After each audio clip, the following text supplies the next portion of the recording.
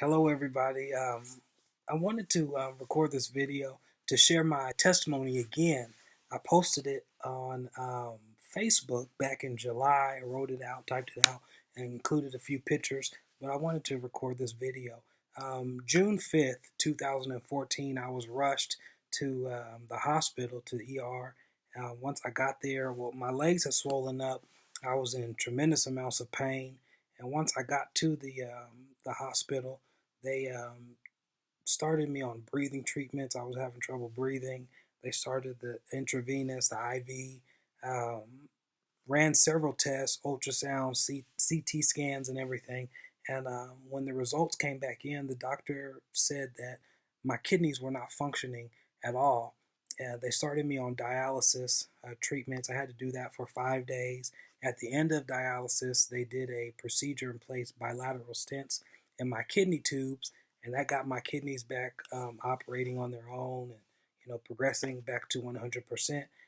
After all of that, the results from the CT scan came in, and they said that I had a large mass that was covering my liver, kidneys, bladder, several pieces around my lungs.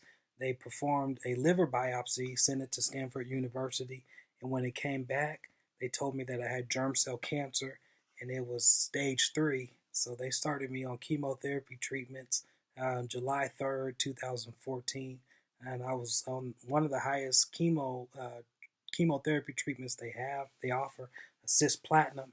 I was getting chemo every week. Some weeks I had to do it 3 days back to back. All my hair had fallen out. I had gotten down to 105 pounds. But God, um, I knew that He was still in control. Going through all of that, and then there was one period of time that when you're getting chemo, your tumor marker is supposed to gradually decrease, and mine kept rising. And my oncologist comes in and she says, you may want to consider moving back home to Kansas and being around your family and checking into a hospice. And that startled me a little bit, but I knew that God was in control, because the Bible said in 2 Timothy, all that will live godly in Christ Jesus will suffer, shall suffer. So I knew God was in control, so I was going to keep on pressing and keep on praying and keep on declaring that all is well. There was another period of time that I was having really bad chest pains and didn't know what was going on, and they rushed me to OR, put me to sleep, and they were supposed to go in because I had blockage in my bile duct.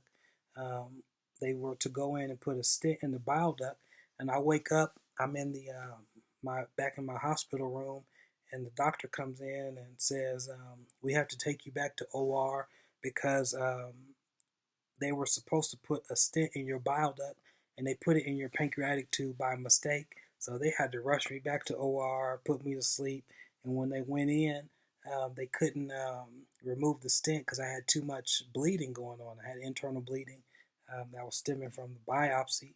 So they couldn't do anything, and because I had lost so much blood and my hemoglobin had dropped so drastically, they had to rush me to another hospital in San Francisco, and I had to get 2 blood transfusions before I left the hospital and get another transfusion in the ambulance on the way to San Francisco to the other hospital. Got there, they rushed me to OR, put me to sleep once again.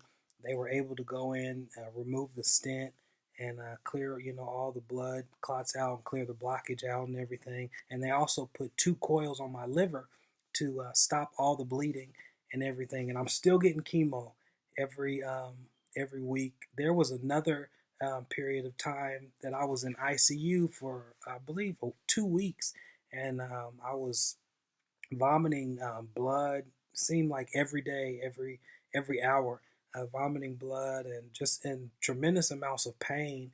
And they told me between June and December I had spent a total of 95 days in the hospital, and I had gotten a total of 20 blood transfusions.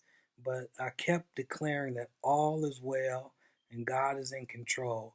I finished the chemotherapy treatments in the middle of November 2014, and they said they would have to do a surgery in either December or January to remove whatever tumor was left, or the teratoma.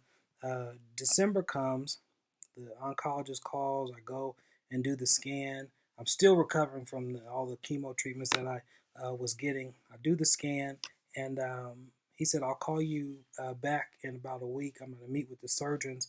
And they called me back. He said, I've been meeting with the team of surgeons discussing your case.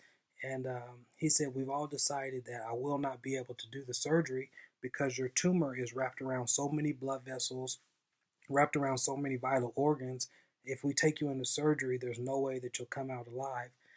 Um, that hit me because I had gone through so much, kidneys failing, going in and out of the hospital, admitted every time I was admitted 2 or 3 weeks at a time, 95 days. And that's not even including all the times that I was rushed to the ER. I had to go to ER because I was just in so much pain, and the medicine wasn't helping at all.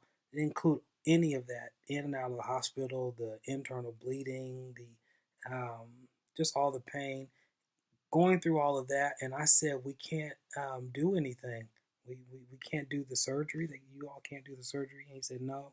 And I said, well, what are we going to do now? And he said, well, just have to monitor your blood and do a CT scan every 3 months, and we'll just make sure that it remains stable. And I said, I can't live like that. So I got off the phone. I was praying back. And, by this time my hair started growing back and everything, because I had lost all my hair, facial hair, hair on my head, eyebrows, everything started growing back. Started picking my weight back up. And January comes, I do the scan. He calls me back the next week with the results. And he says, CJ, back in June 2014, when you were diagnosed, your tumor marker was at 33,000, well over 33,000. He said, when we monitored your tumor marker last week um, during the scan, he said that your tumor marker is at 0. And then the tumor that was wrapped around all the blood vessels and wrapped around the kidneys, liver, bladder, he said, I don't know how to explain it. I don't know what happened. But he said the tumor has vanished. And I went into an immediate praise, just thanking God, because after you have suffered a while, God will turn it around and God will bring you out. And one song that I kept singing over the course of everything was simply this. And I just want to encourage somebody with this. It won't always be like this. God will perfect that concerning me. I know that sooner or later, turn in my favor. Oh, it's turning around for me. God bless you.